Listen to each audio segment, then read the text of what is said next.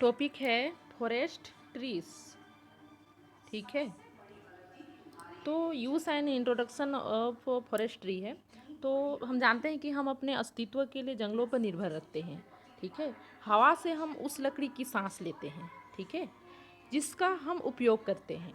मनुष्य के लिए, जानवरों और आजीविका के लिए आवास प्रदान करने के अलावा वन भी जल संरक्षण की पेशकश भी करते हैं।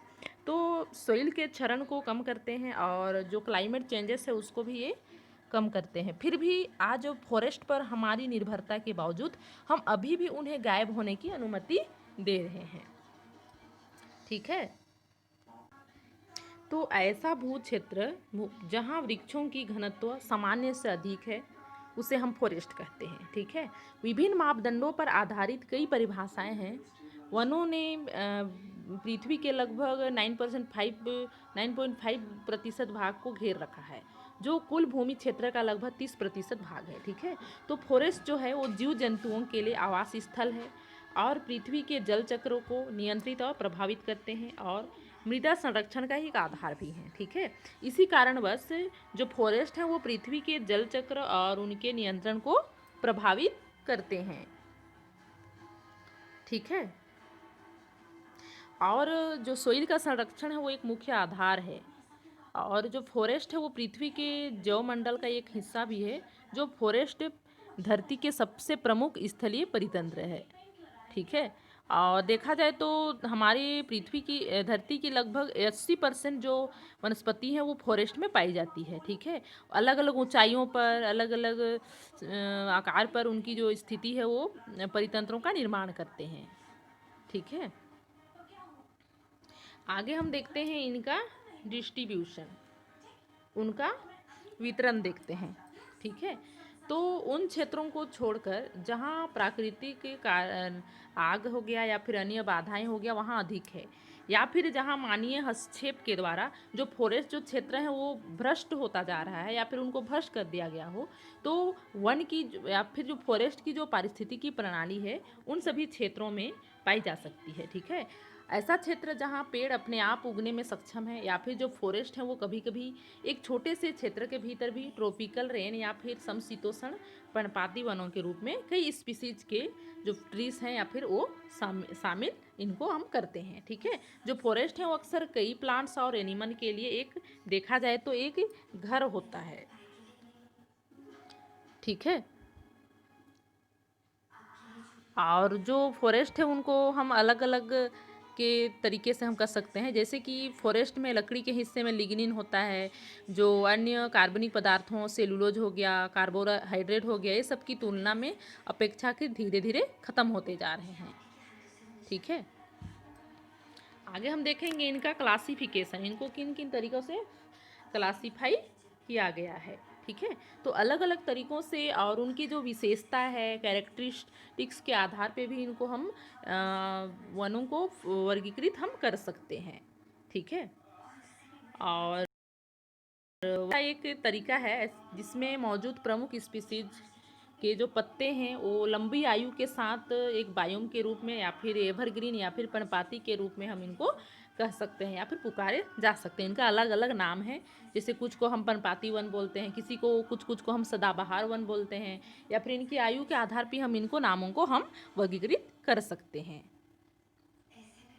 ठीक है, जैसे कि बोरियल फॉरेस्ट या फिर हम बोलेंगे इसको उदिच्य वन या फिर सबरैक्टिकिच रीजन, जो जहाँ पर मुख्य रूप से सदाबहार या शंकुधारी पौधे होते हैं। उसके बाद है टेम्परेट रीजन या फिर टेम्परेट डेसिडियस फॉरेस्ट, जिसको हम कहते हैं शीतोष्ण रीजन या फिर पर्णपाती वन। ठीक है, जहाँ पे बहुत सारे सदाबहार, शंकुधारी फॉरेस्ट, ये सब वन ये सभी पाए जाते हैं।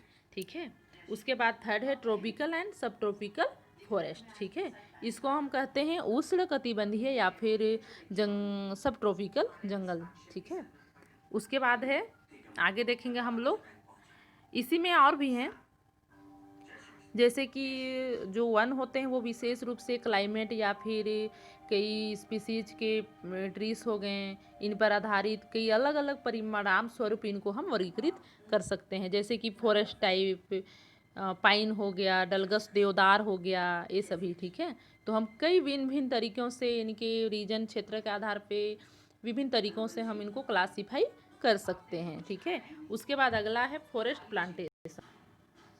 ठीक है, तो फॉरेस्ट प्लांटेशन में इसको जिसको बोलते हैं हम वन वृक्षारोपण। ठीक है, तो मुख्य रूप से प्रोडक्शन के लिए जो इमारती लकड़ी हो गया जिसको बोलते हैं टिम्बर, या फिर पल्प वुड, ये सभी फॉरेस्ट जो हैं दुनिया भर के कुल क्षेत्रों में कई वृद्धि करते हैं, और इनकी कई सारी स्पीसीज हैं जिनको मुख्य रूप से देसी बायोडाइवर्सिटी के लिए आवास के रूप में महत्वपूर्ण इनका होता है। ठीक है, तो वे कई तरीके से बायोडाइवर्सिटी संरक्षण कार्यों को बढ़ाने में नियंत्रित करते हैं, और पारिस्थितिकी तंत्र सेवाओं के इनके लिए न्यूट्रिशन इत्यादि को बनाए रखने में हेल्प करते हैं, या फिर कह सकते हैं सोइल के स्ट्रक्चर के साथ इनका भंडारण, जैसे कि इमारती लकड़ी हो गया, फ्यूल वुड हो गया, ये सभी के प्रोडक्शन के लिए प्राकृतिकों पर दबाव या फिर इसको कम करने में महत्वपूर्ण भूमिका निभाते हैं। ठीक है,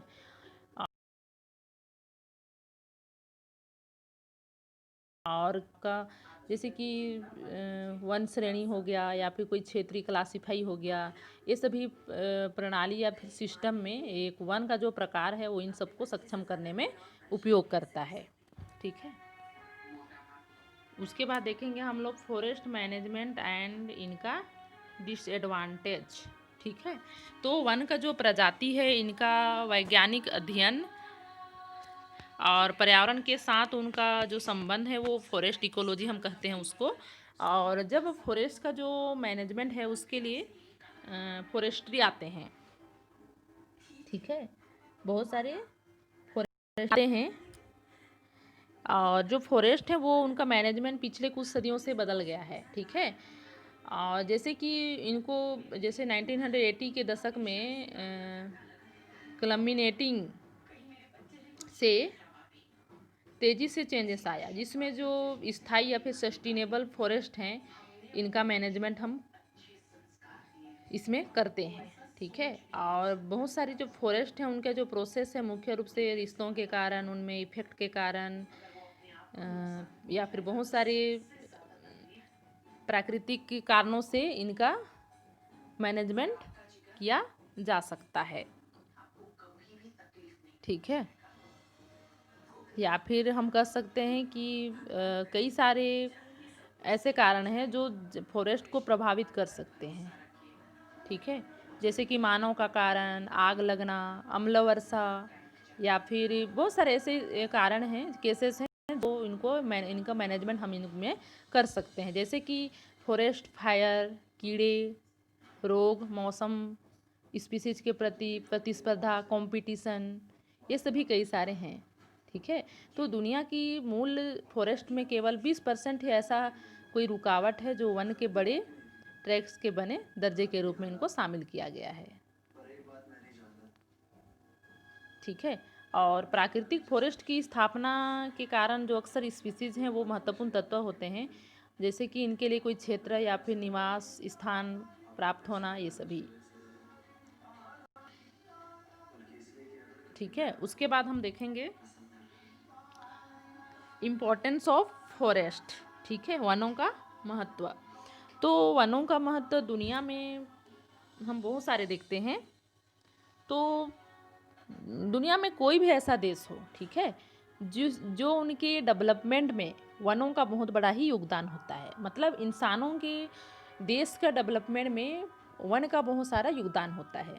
ठीक है, तो वन संपदा के कारण इनके आर्थिक विकास को गति मिलती है। जैसे कि इंडिया जैसे देशों में पेड़ों की पूजा की जाती है। ठीक है, जैसे कि बरगद पेड़ हो गया, ये सभी के लोग आर्थिक अपने धर्म के थ्रू इनकी पूजा करते हैं।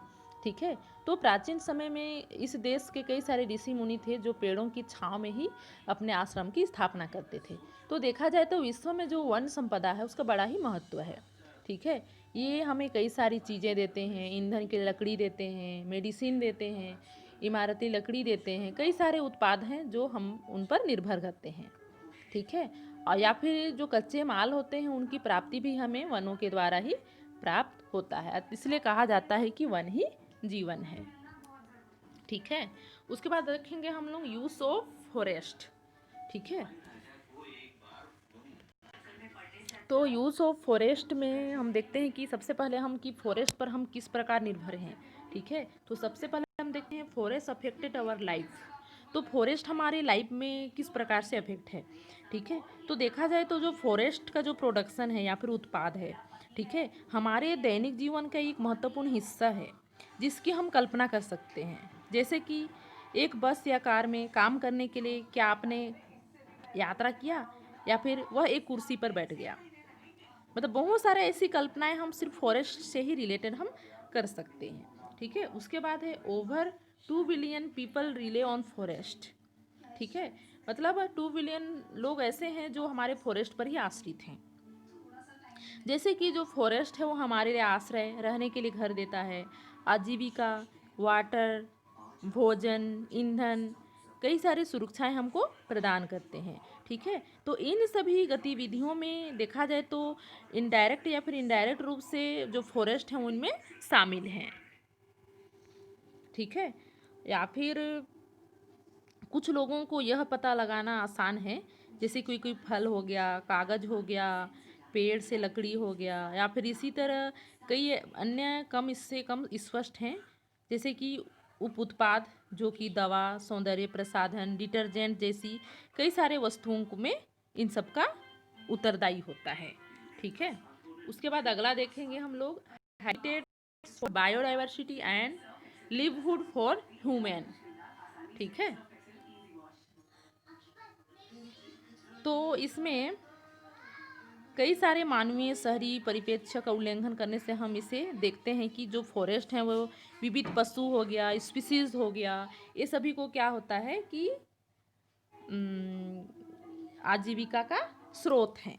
ठीक है,